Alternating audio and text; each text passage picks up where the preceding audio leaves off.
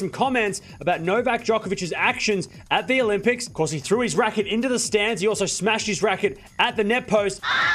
These are the comments that Rafa made in Washington. Luckily, there was no people in the stands and nothing else happened. But hey, they are things that happen from time to time. You have to try to avoid them. The image is not the best. It is important to avoid this, especially as a role model for many children. He is the #1 in the world and one of the best in history. He goes on to say, it's strange that someone so successful reacts this way from time to time. But in the end, he's very competitive and reacts like this. So that's what Rafa had to say about Novak's actions at the Olympics. And of course, he did throw his racket into the stands. The stands, of course, were empty, so there was no harm done. He probably wouldn't have done it in a full stadium. But the smashing of the racket and the screaming, the yelling, of course, we know he's passionate, but it was a little bit too far. According to Rafa, he has to be a bit more of a role model, Novak Djokovic. So let me know down in the comments below. Do you think Rafa is accurate, or do you think Novak was justified in doing all those things? Of course, he was playing for the Olympics, playing for history, a lot of pressure on his shoulders. And of course, we know from Rafa, he never smashes rackets. He is known for not smashing rackets and upholding a very, very clean sheet when it comes to even talking to the umpire, yelling at the umpire,